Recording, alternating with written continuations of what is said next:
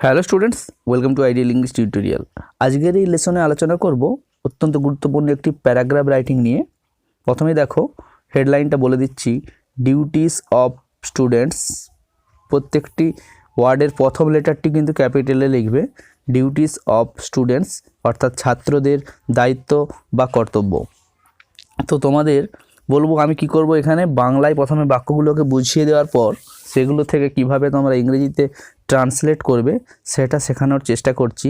তোমরা পুরো ভিডিওটি যদি ভালো করে দেখো অবশ্যই বুঝতে পারবে যে কিভাবে ইংরেজিতে সেন্টেন্সগুলো তৈরি করা হয়েছে, এবং শেষে কি করবে তোমরা ইংরেজি বাক্যগুলোকে পুরো পরপর সাজিয়ে নেবে, তাহলেই দেখবে একটি সুন্দর প্যারাগ্রাফ রাইটিং হয়ে যাবে।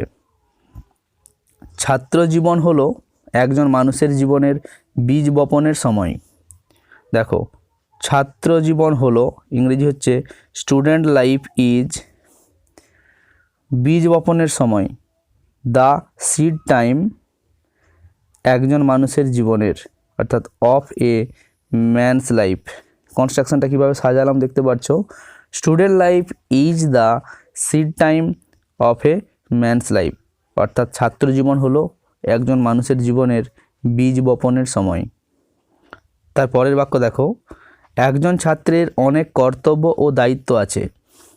দেখো, আছে বুঝালে মনে রাখবে হ্যাভ বা হ্যাজ ভার্ব দিতে হবে, অর্থাৎ এ স্টুডেন্ট হ্যাজ, অর্থাৎ একজন ছাত্রের আছে কি আছে, মেনি ডিউটিস অ্যান্ড রেসপন্সিবিলিটিস, অর্থাৎ অনেক কর্তব্য ও দায়িত্ব। এই মেনি ডিউটিস অ্যান্ড রেসপন্সিবিলিটিস এটাকে আমরা এখানে অবজেক্ট হিসেবে নিয়ে করলাম। আবার পড়ে নিচ্ছি বাক্যটা, a student has many duties and responsibilities. তারপরের বাক্য দেখো, তার প্রথম কর্তব্য হলো পড়াশোনা করা ও জ্ঞান অর্জন করা। দেখো, তার প্রথম কর্তব্য হলো, ইংরেজিটা কীভাবে লিখব, হিজ ফার্স্ট ডিউটি ইজ, সে কর্তব্যটা কি, দেখো পড়াশোনা করা, এটাকে আমরা টু দিয়ে করতে পারি, টু স্টাডি, পড়াশোনা করা, এবং কি দেখো ও জ্ঞান অর্জন করা, অ্যান্ড অ্যাকোয়ার নলেজ, এবং জ্ঞান অর্জন করা, অর্থাৎ অর্জন করা ইংরেজি হচ্ছে অ্যাকোয়ার, এবং পড়াশোনা করা ইংরেজি হচ্ছে স্টাডি। বাক্যটা আরেকবার পড়ছি, তোমরা আমার সঙ্গে রিপিট করতে পারো, তাহলে তোমাদের সহজেই মুখস্থ হয়ে যাবে। His first duty is to study and acquire knowledge, তার প্রথম কাজ হলো পড়াশোনা করা এবং জ্ঞান অর্জন করা। পরের বাক্যটি দেখো, তার কিছু ভালো অভ্যাস থাকা উচিত। এক্ষেত্রে লক্ষ্য করো, এই যে উচিত অর্থে বাক্যটি তৈরি হয়েছে, অর্থাৎ এখানে শুড দিয়ে বাক্য তৈরি করতে হবে। হি শুড হ্যাভ, অর্থাৎ থাকা উচিত, তাই হি শুড হ্যাভ, তার থাকা উচিত, কি থাকা উচিত, দেখো কিছু ভালো অভ্যাস, সাম গুড হ্যাবিটস, এভাবে বাক্যটি তৈরি হচ্ছে। He should have some good habits, তার কিছু ভালো অভ্যাস থাকা উচিত। তার প্রতিদিন সকালে ঘুম থেকে ওঠা উচিত এবং ব্যায়াম করা উচিত। একইভাবে শুড দিয়েই করব। দেখো, হি শুড রাইজ, রাইজ মানে ওঠা, মনে রাখবে শুড এখানে কিন্তু মোডাল ভার্ব এবং রাইজ হচ্ছে মেন ভার্ব, অর্থাৎ শুড দেওয়ার পর যে মূল ভার্বটা আসবে সেটা সবসময় প্রেজেন্ট ফর্ম হবে। হি শুড রাইজ আর্লি, অর্থাৎ তার সকালে ঘুম থেকে ওঠা উচিত, অ্যান্ড ডু ফিজিক্যাল এক্সারসাইজ, এবং ব্যায়াম করা উচিত। দেখো, ফিজিক্যাল এক্সারসাইজ করার অর্থ হলো ব্যায়াম করা, অর্থাৎ তার ব্যায়াম করা উচিত। মনে রাখবে যেহেতু এখানে শুড কথাটা একবার ইউজ হয়েছে, তাই এক্ষেত্রে কিন্তু অ্যান্ডের পরে সরাসরি ডু বসছে। He should rise early and do physical exercise, তার সকালে ঘুম থেকে ওঠা উচিত এবং ব্যায়াম করা উচিত। তার হওয়া উচিত সময়ানুবর্তী, সৎ ও নিয়মানুবর্তী। কিছু কিছু গুণের কথা এখানে বললাম, যেমন ধরো সময়ানুবর্তী মানে যে সময়ের সঙ্গে চলে, সৎ মানে অনেস্ট, এবং নিয়মানুবর্তী মানে যে ডিসিপ্লিন মেনে চলে। দেখো বাক্যগুলো কীভাবে করবো, বি ভার্ব দিয়ে। হি শুড বি, অর্থাৎ তার হওয়া উচিত, তার হওয়া উচিত, এই বাংলাটাকে ইংরেজিতে করলাম হি শুড বি। কী হওয়া উচিত, দেখো সময়ের সঙ্গে যে চলে, সময়ানুবর্তী, বি ভার্বের পর এখানে দেখো পাংচুয়াল কথাটা দিলাম, কারণ এগুলো অ্যাডজেক্টিভ, এবং অনেস্ট সৎ হওয়া উচিত, অ্যান্ড ডিসিপ্লিনড এবং নিয়মানুবর্তী, অর্থাৎ সে নিয়ম মেনে চলে। বাক্যটি আরেকবার পড়ে নাও, he should be punctual, honest and disciplined. তার বাবা মা শিক্ষক শিক্ষিকা ও গুরুজনদের কথা মেনে চলা উচিত। সেই আবার উচিত অর্থ হচ্ছে দেখো হি শুড, মেনে চলা ইংরেজি ওবে, অর্থাৎ তার মেনে চলা উচিত, হি শুড ওবে। কাদের মেনে চলা উচিত? দেখো অবজেক্টগুলো বসেছে, তার বাবা মা, শিক্ষক শিক্ষিকা ও গুরুজন। দেখো হিজ পেরেন্টস বাবা মা, টিচার্স মানে শিক্ষক শিক্ষিকা, অ্যান্ড সুপিরিয়র্স মানে গুরুজন। বাক্যের কনস্ট্রাকশনটি একদমই সহজ, আবার পড়ে নাও।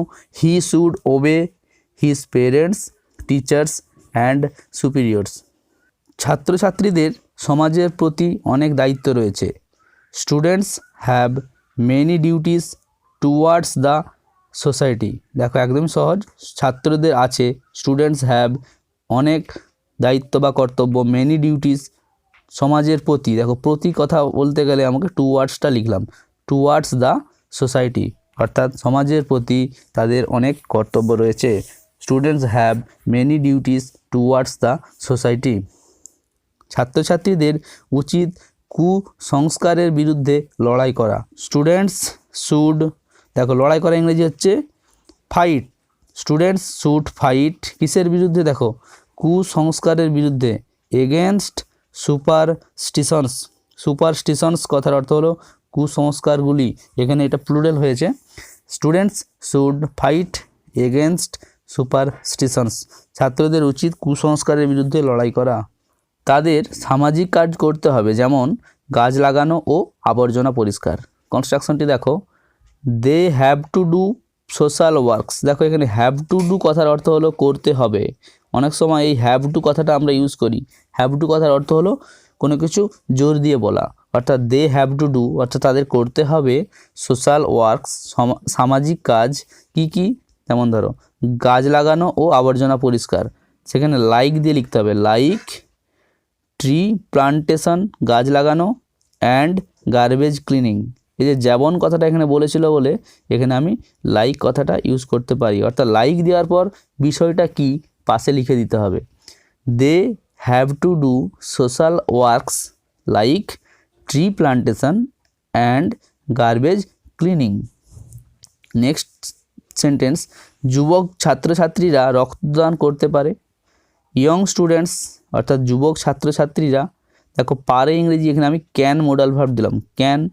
দান করতে পারা ইংরেজি হচ্ছে ডোনেট দেয়ার ব্লাড, তাদের রক্ত, অর্থাৎ young students can donate their blood. যুবক ছাত্রছাত্রীরা তাদের রক্তদান করতে পারে। তারা সাক্ষরতা শিবিরের আয়োজন করতে পারে। দে ক্যান, পারে কথার অর্থ হলো এখানে ক্যান, দেখো দে ক্যান মানে তারা পারে অ্যারেঞ্জ আয়োজন করতে। মনে রাখবে ক্যান যেহেতু মোডাল ভার্ব তাই এখানে অ্যারেঞ্জই বসবে, আর অন্য কিছু বসবে না, অর্থাৎ অ্যারেঞ্জড বা অ্যারেঞ্জিং এসব কিছু হবে না। অর্থাৎ মোডাল ভার্ব ইউজ করার পর মূল ভার্বের কোনো রকম চেঞ্জ হয় না। দে ক্যান অ্যারেঞ্জ, দেখো সাক্ষরতা শিবির ইংরেজি হচ্ছে literacy drive camp. They can arrange literacy drive camp. তারা বন্যা ও ভূমিকম্পের সময় মানুষের পাশে দাঁড়াতে পারে। দে ক্যান হেল্প অর্থাৎ সাহায্য করতে পারে, দে ক্যান হেল্প তারা মানুষকে সাহায্য করতে পারে। দেখো পিপিল অর্থাৎ মানুষকে, they can help people during flood and earthquake, বন্যা এবং ভূমিকম্প। ফ্লাড কথার অর্থ হলো বন্যা, আর্থকোয়েক কথার অর্থ হলো ভূমিকম্প। বাক্যটি আবার পড়ছি, they can help people during flood and earthquake, তারা ভূমিকম্প ও বন্যার সময় মানুষকে সাহায্য করতে পারে। কিন্তু ছাত্রছাত্রীদের সক্রিয় রাজনীতিতে যোগদান করা ঠিক নয়, কারণ রাজনীতি তাদের কেরিয়ারের ক্ষতি করতে পারে। But students should not join active politics. প্রথমের অংশটা লিখলাম, দেখো কিন্তু ছাত্রছাত্রীদের সক্রিয় রাজনীতিতে যোগদান করা ঠিক নয়। দেখো শুড নট জয়েন অর্থাৎ যোগদান করা উচিত নয়, এটা বোঝাচ্ছে। স্টুডেন্টস শুড নট জয়েন, ছাত্রদের উচিত নয় যোগদান করা, কিসে যোগদান করা? অ্যাক্টিভ পলিটিক্স অর্থাৎ সক্রিয় রাজনীতিতে। তারপরে দেখো কারণ বলছে বিকজ রাজনীতি তাদের কেরিয়ারের ক্ষতি করতে পারে। Politics can spoil there career, কারণ রাজনীতি তাদের কেরিয়ারের ক্ষতি করতে পারে। বাক্যটি খুবই সহজ, কিন্তু তোমরা আমার সঙ্গে রিপিট করতে পারো। But students should not join active politics because politics can spoil there career. একদম শেষ বাক্য দেখো, এইভাবে একজন দায়িত্ববান ছাত্র জাতির গৌরব নিয়ে আসতে পারে। এইভাবে ইংরেজি দাস এ ডিউটিফুল স্টুডেন্ট, অর্থাৎ একজন দায়িত্ববান ছাত্র, ক্যান ব্রিং নিয়ে আসতে পারে, গ্লোরি মানে গৌরব, জাতির অর্থাৎ টু দ্য নেশন। বাক্যের কনস্ট্রাকশনটি দেখো, thus a dutiful student can bring glory to the nation. এইভাবে একজন দায়িত্ববান ছাত্র জাতির গৌরব নিয়ে আসতে পারে। তো তোমাদের যদি কিছু কিছু বাক্য মনে হয় যে পারছো না বা বেশি বড় হয়ে যাচ্ছে, কিছু কিছু বাক্য বাদ দিয়ে অবশ্যই কিন্তু এই প্যারাগ্রাফটি তোমরা অভ্যাস করবে। তো ভিডিওটি যদি ভালো লাগে অবশ্যই চ্যানেলটিকে লাইক, শেয়ার ও কমেন্ট করবে এবং আমাকে জানাবে যে তোমরা এই ধরনের ভিডিও আরও চাও কি না। ভালো থেকো। Love English, English will love you.